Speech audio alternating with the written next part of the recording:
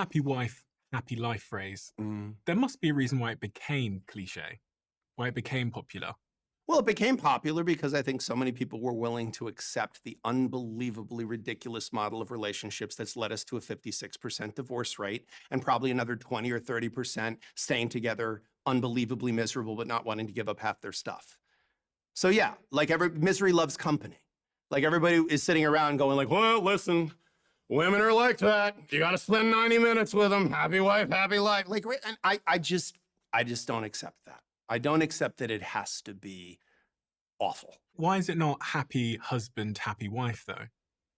Well, in reality, it is. I think in reality it's happy husband and happy wife equals happy marriage. Like, but why did it come into culture that way around? Because I think there's a, well, I mean, my personal opinion on this is I think men are probably easier to please in some ways. Like, okay, you know, I think men are either hungry or horny. So like either feed us or have sex with us. And that's kind of, we're most of the time pretty happy. Like Facts. Actually, don't talk too much. Don't argue, don't nag me. So sex, food, silence. Yeah, if you don't nag a man, ladies, I know you don't like to hear it. Don't nag him. Make him a sandwich, good intimacy. He'll do whatever you want. We're not, you know, like which curtains should we pick out for the house? Like we're not that caught up in that. I don't know a lot of guys caught up in that. Like when it came to weddings, like most of the guys I know weren't when they were young men going like, what is my wedding gonna be like? Here's what I'm gonna do. Like it was very like, all right, is there a DJ or a band and what will the bar have? And that's kind of what they were into. And everything else was like, cool, babe, whatever you like. Like I'm excited to see you excited. That's what matters to me. So men are simple. I think men are quite simple, yeah. And I think women, and by the way, this is not a criticism of men. It's not a criticism of women. And again, it's a generalization. I understand that. But like women, I think, thank God, women are much more nuanced in my experience. Like they notice more sometimes or different things. Like I think men and women bring different things to, and again, not every man, not every woman, but like I genuinely believe that we bring different gifts to relationships. And when we embrace that, and by the way, that polarity when we're dating, is the greatest thing in the world. But of course, it gets challenging because this person's not just your sexual partner or romantic partner, they're your roommate, they're your co-parent, they're your travel partner, share a bathroom with them. Like this is a whole nother thing when you get married. The French have a saying that, you know, marriage turns a lover into a relative. And the truth is like not any of, like your lover, you have this sort of, you know, it's why affairs are so intoxicating and wonderful because you just get the best parts. You don't have to, you know, pick up this person's socks. You don't have to listen to the fight they got in with their cousin. You know, you don't have to be like, I gotta spend 90 minutes with them. You know, you can actually, you're just getting the good stuff, the passion, the sex, which again, we can do relationships however we decide we want to do them. That's what's cool about it, is the two people in it is what matters. And I think even before social media, we were very much about, well, how is everybody else doing it? Because I guess that's the right way to do it. Yeah, I think the main issue is both men and women, we have not, over time, for the last 30 years, where none of us have been taught how to be wives, how to be husbands, how to do relationships well. Now, there's one thing that has stayed, is the first thing he said in the beginning, the happy wife, happy life. For some reason, that has stood the test of time, right? We've never heard of happy husband, happy life, right? Because like they say, men are simple, but we have not been taught to be wives. For the most part, men have been taught what to do for women. Women have not been taught what to do for men. So there's a disconnect, and hence the divorce and the bad relationships and the breakups and just the misunderstanding between men and women. And so, yeah, happy wife, happy life was like, listen, just here, you know, like just make her happy because then she'll shut up and you can just watch football. Like, and I mean, look, that never appealed to me. That was never interesting to me. I think a lot of people absolutely buy into that model of relationships. What's more interesting to me than people who've just given up, right? People who've just said like, yeah, I know the hard thing to do and the right thing to do are the same thing, but I'm just going to do the easy thing because it's like, eh. What's more interesting to me is that I think sometimes people screw up their relationships with completely good intentions. And the example I give in my book about this is sex. I think most people who've been in a long-term relationship will say, yeah, you know, the sex has become kind of predictable. Like it's become kind of, it's not as novel, you know? And I think that happens for the absolute best of intentions. And it would be really lovely if we just acknowledged that. Because here's why it happens, right? You get with a person, you're first dating, first time you get sexual with the person, you throw every trick you've got at that person, right? You do all the things that you think they're gonna like to see, what are they gonna like, right? Do they like the same stuff that other people liked, or do they like something different, or what do they like the same things you like? And you throw everything at it. And you start, okay, they don't like that. Okay, this they really like. Oh, they make really nice noises when I do that. Okay, and you start to, and then what do? You start to get more efficient. Like, oh, I know she doesn't like that, so I'm not gonna do that, but I know she likes this, so I'm gonna do that a whole lot, right? And she does, I hope, the same thing. She does he loves it when I do this, and the sound that comes out of him when I do that. I say, what do? You play the greatest hits. You play the greatest hits, because why not? And by the way, there's only so many hours in the day, and we got some stuff we gotta get to. So let's really throw the greatest hits at each other, and we're gonna have a great time. Well, what did you just do? You were trying to make each other really happy and be a really good lover to each other, but what did you just do? You just created a routine. You just created a routine. And here's the other thing about humans, which we all know, if we've ever had a sexual partner for more than 6 months, then you've noticed the patterns. And by the way, you're thrilled with them because you're doing the greatest hits. Like, I went to see Springsteen to hear Born to Run. That's what I'm there to see. Like, I love it. Do the greatest hits. But then if they do something different, there is some part of you that goes, what was that? Where did that come from? We don't usually do that, or we don't do it in that order. And by the way, sometimes that's exciting, right? Sometimes it's like, yeah, let's have sex in the laundry room. What? We got a bed right over there. Yeah, we always do it in the laundry room. Like, I don't know, that's fun, right? It's fun to do something different. Well, we get to a place where now when we do something different, we start to feel like we're gonna have a conversation about it. Because it's like, well, why did you do that? That's strange, or sometimes people go, why did they do that different thing? Are they like, is it they're watching porn? Are they cheating on me? Where did they get that idea from? Is that something that they want? Did they want to start doing that? Is that part of the greatest hits and I didn't realize it? Do they not like what I've been doing?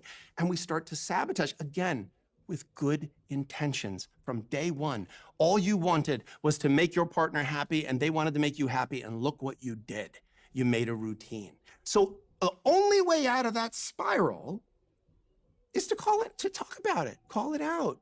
To say, hey, it feels like things are kind of is there anything I could do different or you might want different? And I think there's lots of ways to have that conversation. How do we not have that conversation? Like, what's the worst way to have that conversation? The worst way to have that conversation? So I like how you explained that. But for me, in my opinion, and probably the opinion of many men, most men don't care for a routine.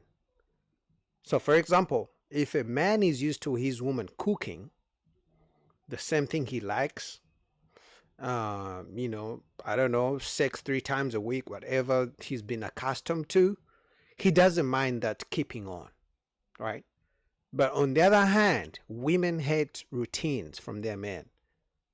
Even if the routine is a good routine, they get bored. That's why women all the time claim he became boring. He's boring.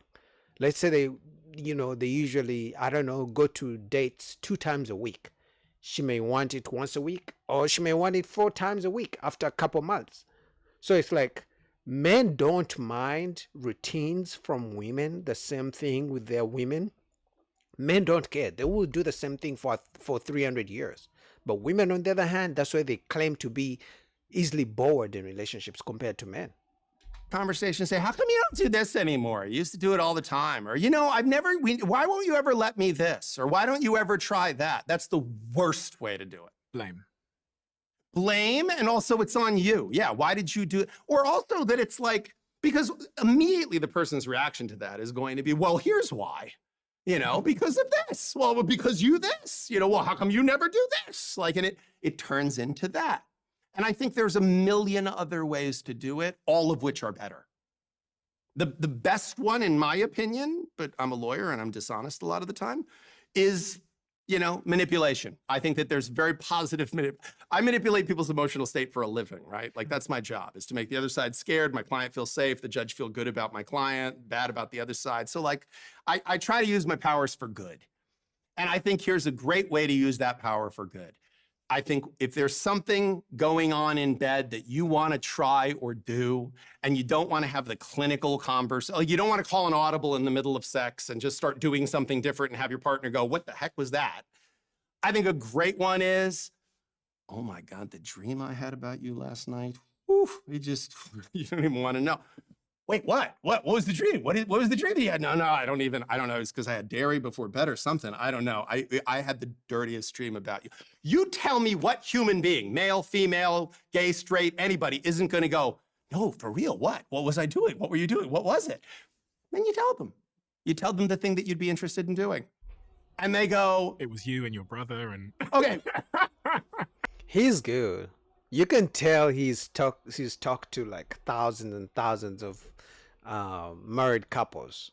Clearly he's a divorce lawyer, but nobody, I mean, it takes a lot especially to talk to people who are breaking up families like that. I mean, his job is tough. If that's something you're looking for, I don't know how to get. I'm very persuasive. I couldn't give you an entry point for that one. But if it's something that you wanted to do, you say, yeah, I had this dream and this is what happened. And your partner may react as, oh, really? Like you would like that? And then you can go, yeah, no, I mean, I don't know. It was in my brain. So I don't know. Like it seemed weird to me too. And then you can back out of it without it being a thing. Or you can go, I don't know, maybe. Because if their reaction is, oh yeah, is that something you'd want to do? I'd be like, I don't know, maybe it is subconsciously. We've tried sometime. How many times do people end up in divorce court because the lights went out in the bedroom? I mean, how many would admit it? Or A how many lot. is it really the case? Well, because here's what I'll tell you. I would say a good, at least 80% of the people that end up in my office, infidelity was a piece of it. So that tells me that sex is a big piece. Yeah. Because most people who are in genuinely satisfying sexual relationships with their partner aren't looking to have other sexual relationships. Some people are just addicted to sex, though. And I say this because I got some friends who, people always think I'm like projecting and I'm like secretly talking about myself, but I'm actually not. I've met a wide spectrum of individuals and their relationship with sex varies wildly. Some people I just think are going to cheat forever, regardless of who they're with, because they have some like trauma related to the chase and sex. I'm sure. And then some people are kind of, don't have sex at all.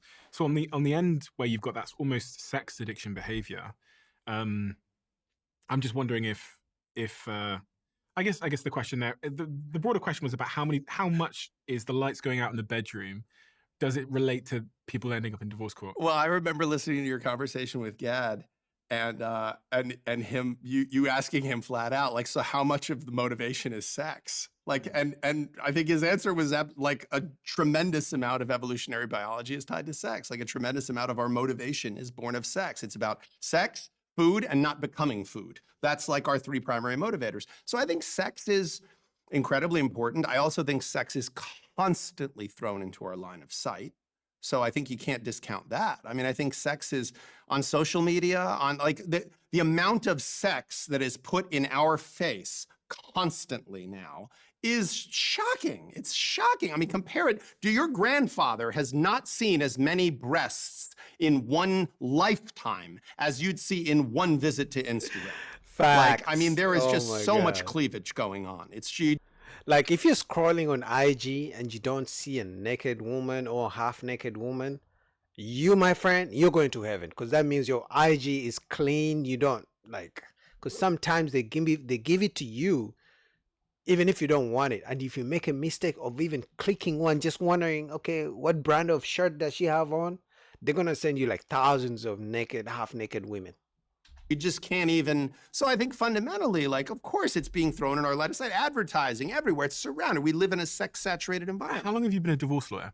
25 years. So since that time, things like OnlyFans have emerged and Yeah. pornography's become commonplace. Yeah. I imagine at the start of your career, the term pornography probably wasn't used much in divorce No, proceedings. hardly ever. Hardly ever. Is it used now? It's everywhere now. It's everywhere. There's a lot of unique things that I've watched evolve in my career. The proliferation of revenge porn, the number of people that have concerns about audio, video, photographs of them, you know, because I mean, the proliferation of it is also a function of the fact that everyone has a video camera and everyone has a camera, a sophisticated camera in their hand, you know. So there's a tremendous amount of concern about, you know, this person has images of me, photos of me, tremendous amounts of, you know, cheating has gotten much, much easier than it used to be. I mean, the idea of like connecting with a potential sexual partner and also having conversations with people we have absolutely no business having conversations with, and having neutral entry points to get into. So like, you know, it used to be like maybe you see the attractive soccer mom at your kid's soccer practice and she's married and you're married. But like if you saddled up next to her and started talking, you're having a conversation with a group full of people. And if you called her on the phone at the house, that would be weird, right? But if you like message her or you add her on Facebook, it's not weird because our kids are on the same soccer thing and maybe there's a Facebook group for the soccer parents. And then she posts a picture of herself when she was on vacation and you say, oh, where did you guys stay? We were thinking about going to Jamaica. And then she says, oh, this. And you go, oh, you know, and suddenly we're having a conversation and it's private. Nobody else is there. We're alone in a room. So Facts, man. He literally just described how much social media has changed dating and relationships. It's like before you had to talk to someone in your area, in your neighborhood, right? But now you can be in Kansas and talk to someone in Dubai and talk to someone in Thailand and talk to someone in Brazil, all through your phone. Oh my God, like social media, and it's getting worse. It's not like it's getting any better. That's the issue. So which lets me know marriage, relationships, dating, it's going to keep going down. Now there's more money involved, but it's going to keep going down. Anyway, man, what do you guys think about that? Link down below for the full video.